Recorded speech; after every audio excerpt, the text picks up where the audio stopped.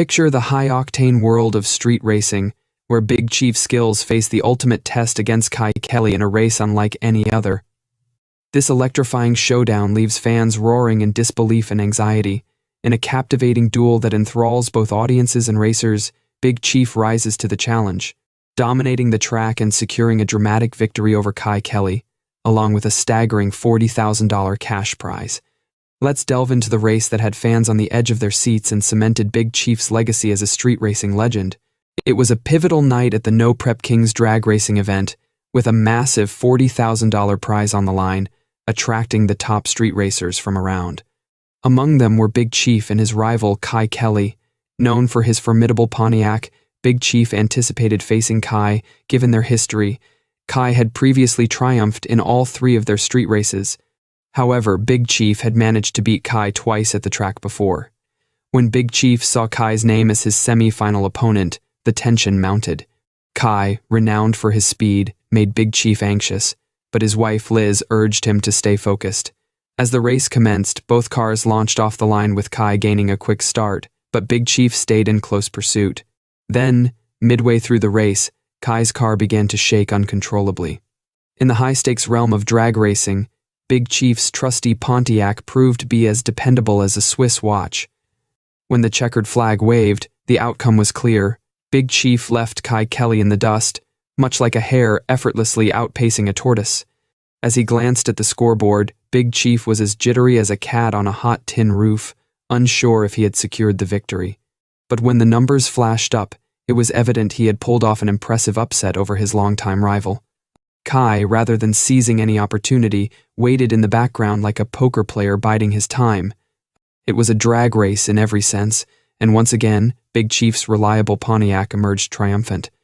With the semi-final win in the bag, Big Chief's crew was as thrilled as kids in a candy store, knowing their final challenge awaited. The legendary Burr brothers from Virginia, renowned for their toughness and sharpness. At the No Prep Kings event, the Burr brothers arrived with their lightning-fast car capable of hitting 200 miles per hour, ready to dominate the track. Meanwhile, Big Chief's Pontiac, capable of a respectable 186 miles per hour, faced a daunting challenge.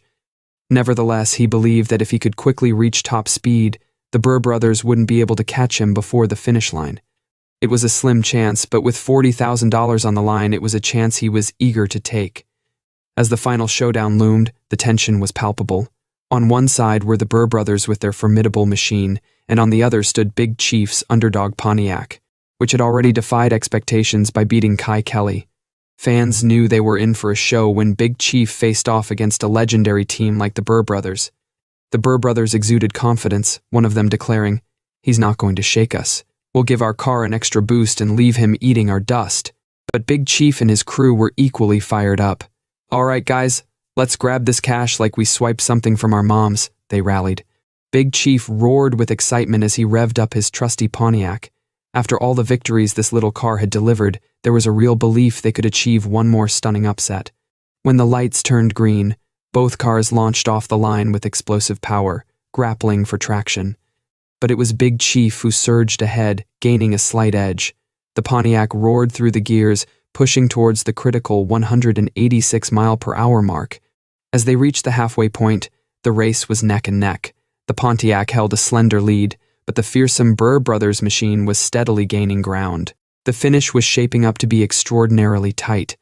Then, in a moment that felt almost surreal, the small Pontiac managed to hold its lead on the asphalt, crossing the finish line just ahead of the charging Burr brothers car. The crowd erupted in disbelief at the spectacle they had just witnessed. Even the typically composed Burr brothers team seemed stunned, having been outclassed by a smaller, less powerful vehicle. Meanwhile, Big Chief was overjoyed, removing his helmet and letting out a triumphant roar. After overcoming challenges like defeating Kye Kelly, facing the Burr brothers, and enduring endless skepticism, he had secured the coveted $40,000 prize.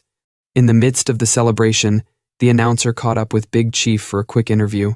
"You just pulled off the impossible tonight," he said, his voice full of excitement.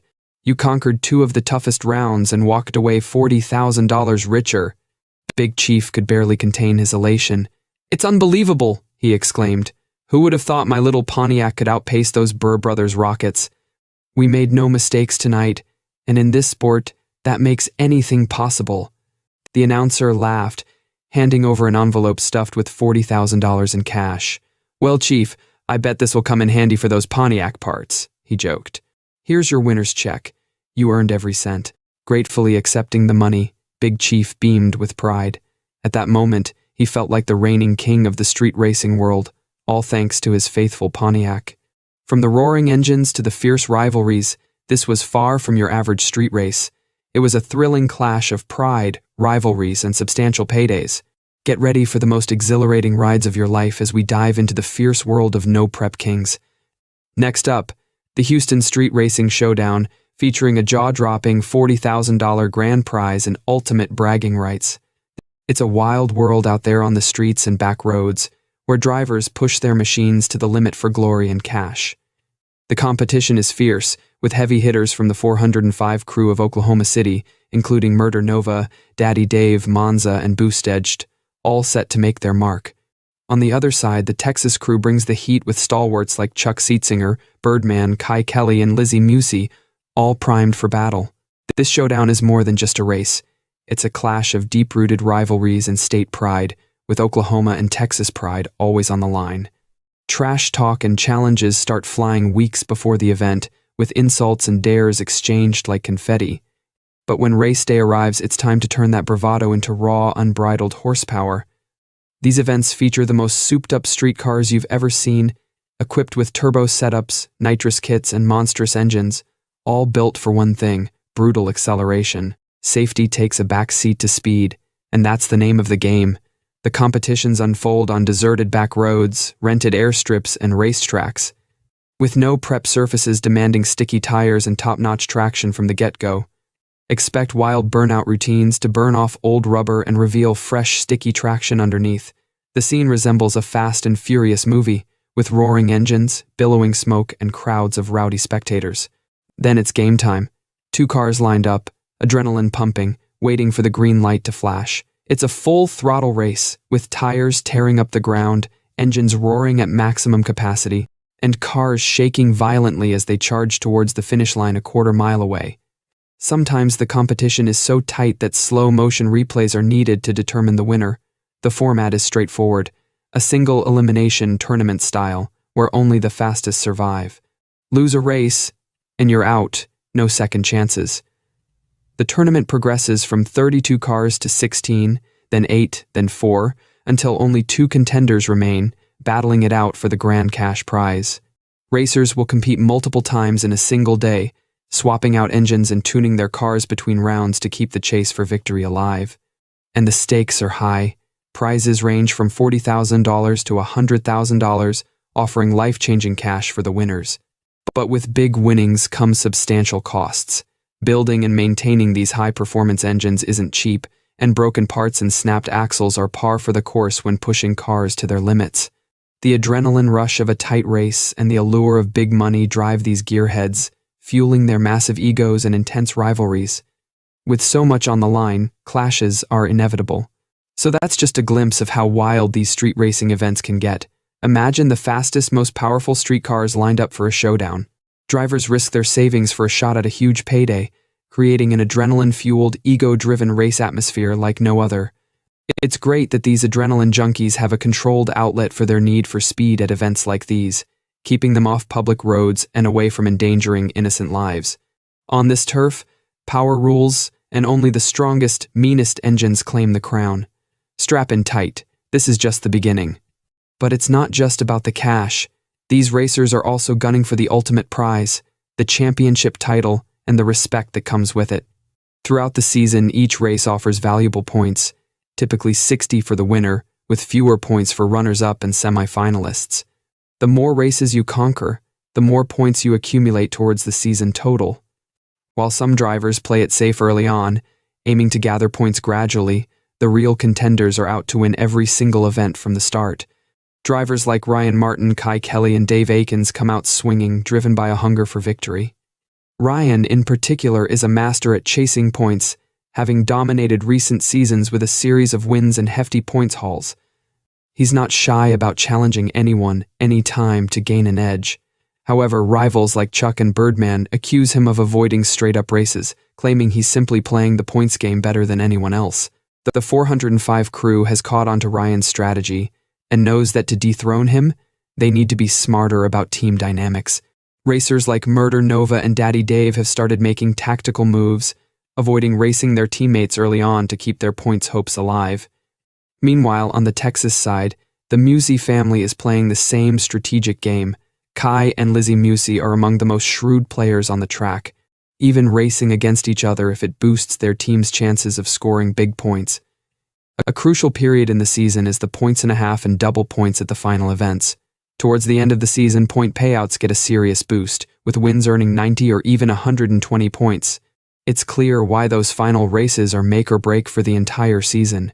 Drivers who have lingered in 4th or 5th place all season suddenly find themselves with a shot at the title, while others, like Jeff Lutz, who had a strong season, can see their chances dashed by a few poor performances just before the big points events. The intensity ramps up significantly during these closing points races. Drivers start taking greater risks, pushing their engines and tuning to the limit for those massive point payouts. Sometimes hometown heroes get a bit too hyped, leading to reckless decisions meant to impress local fans.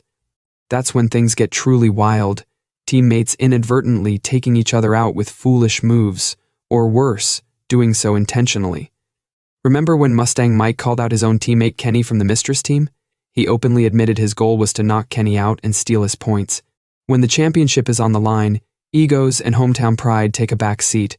Desperation sets in, leading drivers to resort to shady tactics, from manipulating call-outs to engaging in cheating scandals, all in the quest for an edge. And the drama doesn't end with the season. It spills over, creating feuds that last from one season to the next. Rivalries like those between Burton and Birdman or Stevie and Chuck escalate quickly, turning simple trash talk into full-blown vendettas by the time the final championship race arrives. But the real spectacle is the double points championship race. Imagine the pressure of an entire year's worth of effort boiling down to one race with the potential for a 240-point swing. This is where legends are forged. Perform well on that day, and you'll etch your name in history. Choke under the intense pressure, and your whole season might unravel. The true champion is the one who can handle that pressure while bringing a well-prepped hot rod to the track.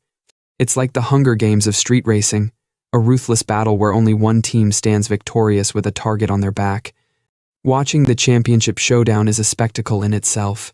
You'll see drivers you counted out months ago making a miraculous late push, while those who led from the start might crumble under the pressure. Every year it's pure chaos and drama until the very last race. You never know what kind of madness will unfold. Grown men crying tears of joy, fistfights breaking out, coolers being thrown. But in the end, there's always one driver who gets to raise that championship belt high and claim the title of top dog for the next year, until it all starts again. While it's thrilling to watch these daredevils tear up the track and chase big money at each event, the real excitement comes from seeing them battle all season long for those crucial championship points. That's when you witness their true grit and determination, distinguishing the ultimate badasses from the rest. We'll see who crumbles under the pressure and who rises to the occasion this season. After enduring both physical and mental battles, only one team will emerge victorious, claiming the other's prized race car. But was the cost of victory too steep? Stay tuned for the thrilling conclusion of this must-watch event. In an epic showdown between two powerhouse teams, Wide Open Throttle and Olympic Armor Coatings faced off in a high-stakes best-of-5 drag race. The stakes couldn't be higher. The losing team would have to hand over their flagship race car to the winners. Neither side was excited about the prospect of watching their prized possession drive off without them. This was more than just bragging rights. It was a brutal test with severe consequences for the losers. Lisa, the host of the popular Pink's TV series, orchestrated the event, with her cousin Kale serving as the spotter at the finish line to ensure fairness. Technical advisors were also present, Nate for Wide Open Throttle and Charles for Olympic Armor, to ensure compliance with the rules. For Olympic Armor, their enthusiastic leader, Asian, had eagerly anticipated this challenge for months and jumped at the chance when Lisa issued an open call for racers. On the other side, Lee led the Wide Open Throttle team. While not as visibly excited as their opponents, Lee's team was resolute and determined to win. John would handle negotiations for handicaps and race conditions, while Brandon was their designated driver. Once all the insurance paperwork was completed, it was time to get down to business, starting with the opening race details. Lisa offered both teams the chance to inspect each other's cars before negotiations began. Big Chief, the chief negotiator for Olympic Armor, requested just 30 seconds to check under the hoods. His team had been closely monitoring Wide Open Throttle's preparations, studying and strategizing for this showdown well in advance. As soon as they lifted the hood of Wide Open's Ford Mustang, murmurs rippled through Asian's pit. Instead of the expected streetcar, Wide Open had brought a turbocharged Honda Beast specifically for this competition. It was immediately clear that they were up against something extraordinary. With the specifications of both cars laid out, it was time for the lead negotiators, Big Chief and John from Wide Open, to hash out fair handicaps and conditions for the crucial first race. John started with an aggressive request, asking for a full 15-car-length head start to offset the perceived power advantage of the Honda. Big Chief countered with a 10-car handicap for John's car. The negotiations quickly became heated before a single race had even begun, revealing that reaching a compromise wouldn't be easy due to their vastly different assessments of each car's performance. After tense and confrontational negotiations, they finally agreed to the simplest solution, running the first race head-to-head with no handicaps. They would let the fastest car win fair and square, and then decide on the next steps from there. As the two race cars approached the starting line for the first race, the tension was palpable, thicker than a Trump carpet. Both teams were eager to gain an early mental edge, knowing how crucial it could be with so much at stake. Any slight advantage, no matter how small, could make all the difference later on. The intensity was so high that you could almost feel it as Brandon in the Honda and Wide Open's driver staged up, their bump boxes touching the concrete. The crowd fell silent, acutely aware of the importance of a fast start with no handicaps to rely on. When the Christmas tree lit up green, both cars erupted into a breathtaking cloud of smoke and vaporized rubber as the drivers slammed the pedal to the metal. Within seconds they were gone, disappearing into a haze as their furious acceleration tore up the racing surface. At the finish line, Brandon and the turbocharged Honda began pulling ahead right from the start. Olympic Armor's meticulous preparation and tuning efforts were immediately apparent as the raw torque of the Honda overpowered Wide Open setup from the beginning. However, the driver of the Wide Open Throttle Mustang didn't give up. He kept the accelerator floored, rapidly closing the gap as their higher speeds began to even out the competition. As they thundered across the finish line, Brandon's Honda edged ahead by about half a car length. The margin of victory might not have been overwhelming, but Olympic Armor undeniably gained a crucial edge over Wide Open Throttle. With superior equipment compared to the budget-friendly street machine Mustang of Wide Open, they established themselves as the dominant force in this high-stakes showdown. For now, the big dog held sway. In the opening races, the contrast was stark and revealing. Olympic Armor's race car surged forward with unrelenting acceleration, showcasing its raw power and agility. Meanwhile, Wide Open's Mustang, though heavier, displayed resilience and the ability to make up ground at higher speeds. It was a clash of brute force versus strategic maneuvering, with each vehicle excelling in different aspects but neither securing a definitive edge over the full quarter-mile stretch. With Olympic Armor holding a 1-0 lead, negotiations entered a critical phase as both teams recalibrated and strategized for the upcoming rounds. Tensions were high, exacerbated by the rejection of John's initial request for a substantial handicap. In the second round of negotiations, John aimed for a more moderate advantage, a 15-car-length head start, confident that his driver could maintain the lead and potentially secure the series victory. However, Big Chief remained steadfast, refusing to concede more than a 10-car-length advantage. As discussions intensified, so did the exchange of barbs and accusations. John suggested that Olympic Armor might be employing deceptive tactics, intentionally holding back their Honda's power to lull Wide Open into a false sense of security. He suspected that the opposing team might be strategically reserving additional horsepower for later stages of the competition, heightening the intrigue and drama surrounding the negotiations.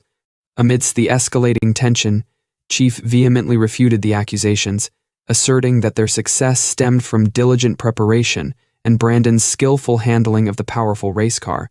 To him, any insinuations of sandbagging were merely desperate attempts to deflect attention from wide-open shortcomings in comparison to Olympic Armor's superior equipment and strategy. Attempting to inject reason into the heated negotiations, Lee reminded both parties of Wide Open's recent victories, emphasizing that despite the challenging circumstances, a path to victory still existed. While the odds might seem daunting, Lee maintained that his team remained resilient and determined to turn the tide in their favor. After a contentious standoff that threatened to derail the event, a fragile agreement was eventually reached. Wide Open Throttle secured a 2.5 car-length head start for the crucial second race, giving them a chance to level the series and keep their championship hopes alive. With the compromise in place, both teams reluctantly retreated to the staging lanes, aware that the stakes had been raised even higher. Despite John's vocal objections and concerns about fairness, the spotlight now shifted to his driver, who would need to translate their frustrations into tangible results on the racetrack. With the first round of competition behind them, both teams retreated to their respective corners of the raceway, their minds buzzing with calculations, strategies, and adjustments. Each crew member pored over the data from the initial showdown, analyzing every aspect of the race with a critical eye. Despite the tension that had permeated their interactions during the negotiation session, a semblance of respect began to emerge between the rival crews. Beneath the bravado and competitive fervor, there was a mutual recognition of the skill and dedication required to compete at this level. Both teams knew that they were in for a grueling battle, and the atmosphere crackled with anticipation as they prepared for the next face-off. In the wide-open throttle camp, John assumed a leadership role, rallying his team with a mix of determination and optimism. He reminded them of their past victories and the resilience they had demonstrated in overcoming challenges before. With their backs against the wall, he urged them to channel their collective resolve and fight tooth and nail for every inch of the racetrack. Meanwhile, over at Olympic Armor, Brandon basked in the glow of his triumph, relishing the taste of victory. His confidence soared as he prepared to face off against the wide-open Mustang once again. He knew that his opponent would come back stronger, and he was prepared to meet the challenge head-on. As the cars returned to the burnout box for the second race, the tension in the air was palpable. Spectators held their breath, their eyes fixed on the starting line, awaiting the next chapter in this high-stakes duel. For both teams, the outcome of this race could determine the trajectory of the entire competition, with adrenaline coursing through their veins. They prepared to unleash their full arsenal of horsepower and skill in a battle for supremacy on the asphalt. John's frustration simmered like a pot left unattended on a blazing stove. His eyes burned with a mixture of anger and disbelief as he watched the Mustang fall short once again, the gap between victory and defeat narrowing with each passing race. As the wide-open throttle crew regrouped in the aftermath of another disappointing loss, John's voice rose to a fever pitch, his accusations flying like arrows in the heat of battle. He pointed fingers and cast aspersions, his words dripping with venom as he sought to uncover the truth behind their adversary's success. To him, the situation seemed clear. There was more to the story than met the eye, and he was determined to expose it. Olympic Armor was playing a game of smoke and mirrors, manipulating the narrative to mask their true capabilities and lull their opponents into a false sense of security. Yet, amidst the chaos and frustration, Chief remained a steadfast pillar of confidence and composure. While John railed against perceived injustices, Chief stood firm in his conviction that victory was simply a matter of superior skill and preparation. He refused to be swayed by the tide of doubt and suspicion, trusting in the strength of his team and the power of their machine to carry them through to the finish line. As the tension between the two teams reached a boiling point, Lisa stepped in to defuse the situation, her voice cutting through the chaos like a beacon of reason in a stormy sea. With a calm demeanor and a firm hand, she reminded both crews of the rules of engagement and the importance of sportsmanship in the heat of competition. Though tempers still smoldered beneath the surface, her words served as a reminder that, in the end, it was skill, not suspicion, that would ultimately determine the victor on the racetrack. As John's tirade continued, his demands for a larger handicap echoed through the tense atmosphere like thunder on a stormy night.